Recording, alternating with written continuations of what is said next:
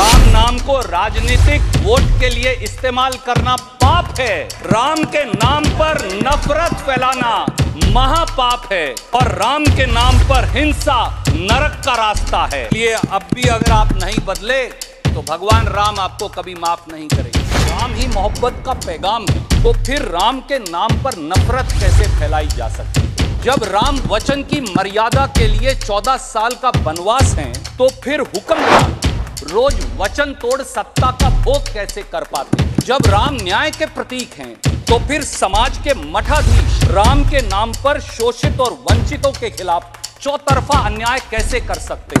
जब राम संयम और सहिष्णुता हैं, फिर सत्ताधारी शक्तियां विभाजन और हिंसा के रास्ते पर क्यों चल रही हैं? जब राम शबरी के झूठे बेर हैं, तो फिर समाज के शोषितों, वंचितों, आदिवासियों, दलितों और पिछड़ों को भेदभाव का कोप भाजन क्यों बनना पड़ता है? यह राम की आराधना से पहले राम को आत्मसात करने की भी आवश्यकता है। कौन है तुलसीदास के राम? कौन है कबीर और रहीम के राम? कैसे हैं गांधी के राम? क्या है जन जन के राम?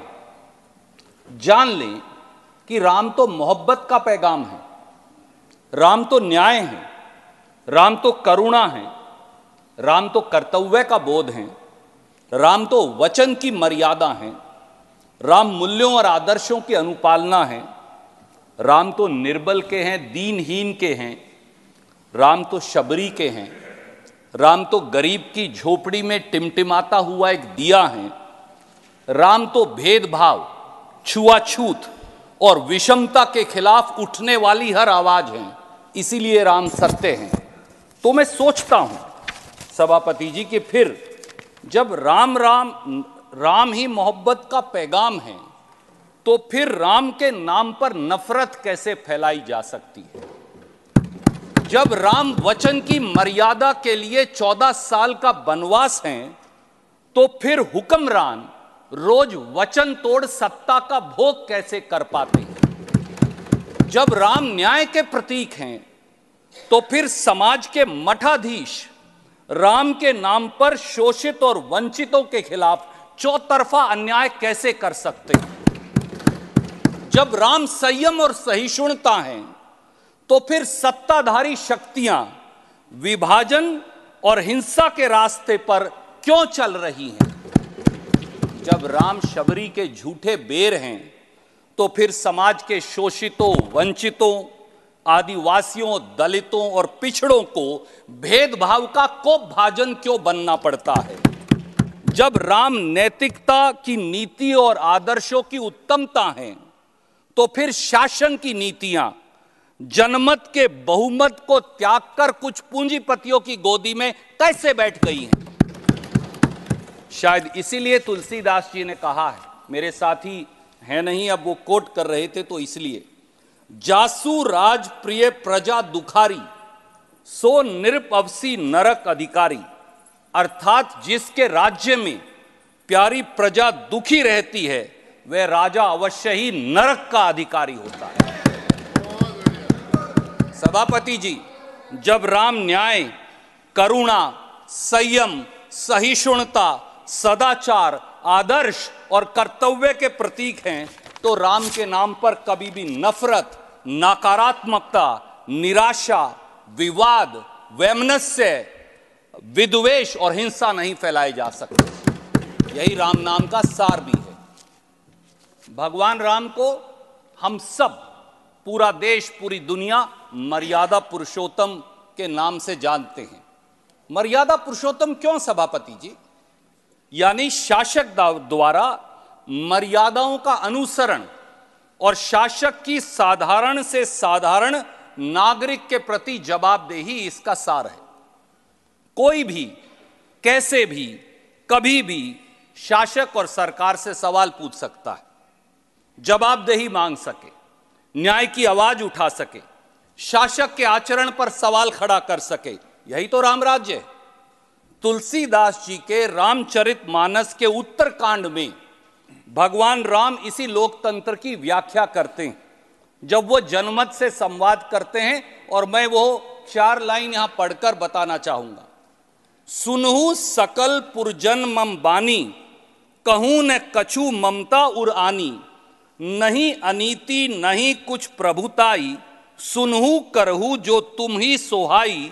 सोई सेवक प्रियतम मम सोई, मम अनुशासन माने जोई।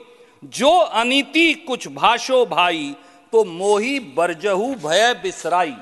अर्थात राम कहते हैं मैं राजा तो हूं पर बेलाग कहता हूं। हे अयोध्या जन, आप अपने विवेक से सुनने और करने को स्वतंत्र हैं। अगर मैं भी अनीति करूं, राम ये कहते हैं, अगर मैं भी अनीति करूं तो आप मुझे रोक देना। क्या राम की इस मर्यादा की कसौटी पर आज के शासक और हुक्मरान खरा उतरते हैं? क्या आज सवाल पूछने पर आवाज दबा नहीं दी जाती? क्या सत्ता से सवाल पूछना अब जेल जाने का रास्ता नहीं बन गया? अभी एक्सटेंडेड टाइम पे हैं आप। क्या शासक के आचरण और नीतियों पर सवाल अब ईडी, सीबीआई, इनकम टैक्स का कोप भाजन बनने पर मजबूर नहीं कर देते? क्या शासक के अंदर एक साधारण व्यक्ति के सवाल पूछने की हिम्मत बची है? शायद इसीलिए तुलसीदास जी ने रामचरितमानस में राम राज्य की अवधारणा को लेकर कहा, दैहिक देविक भौतिक तापा, राम राज नहीं काहुई व्यापा। सब नर करही परस्पर प्रीति, चलही सर्वधर्म निरश्रुति नीति। अर्थात राम राज्य में किसी को तकलीफ नहीं होगी। न बेरोजगारी थी, न महंगाई थी, न संस्थाओं का दुरुपयोग किया जाता था। इतना ही नहीं, सभी धर्मों के लोग परस्पर सद्भाव से रहते थे। क्या वर्तमान सत्ता और उसके शासक इस सद्भाव और सदाचार पर खरे उतरते हैं? मैं ये उनके विवेक पर छोड़ता हूं। सभापति जी, महात्मा गांधी भगवान राम के सबसे बड़े उपासकों में से एक थे।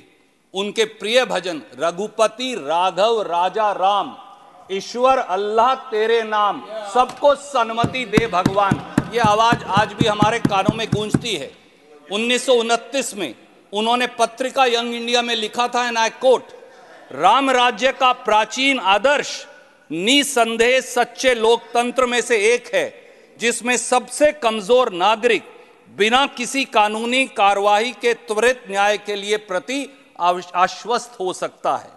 क्या आज का शासन महात्मा गांधी की राम राज्य की इस परिकल्पना पर खरा उतरता है? मैं ये उनके विवेक पर छोड़ता हूं। सभापति जी, उत्तर भारत, खास तौर से हरियाणा में जब हम एक दूसरे को मिलते हैं तो राम राम कहते हैं। लक्ष्मण जी भी कह रहे थे। इस 2 बार राम के उच्चारण का मतलब क्या है? एक राम वो हैं जो वचन की मर्यादा के लिए महलों को त्याग कर 14 साल वनवास में चले गए थे, और एक राम वो हैं अयोध्यापति जो न्याय और प्रेम के प्रतीक हैं।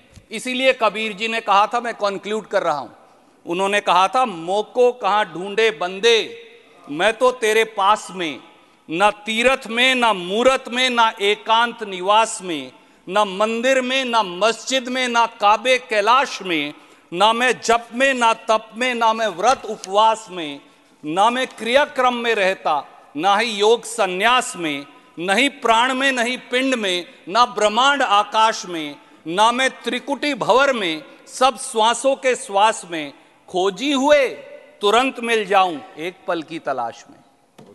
मेरी पार्टी ने सदैव कहा कि जो निर्णय सुप्रीम कोर्ट से आए उसे सब देशवासी स्वीकारें।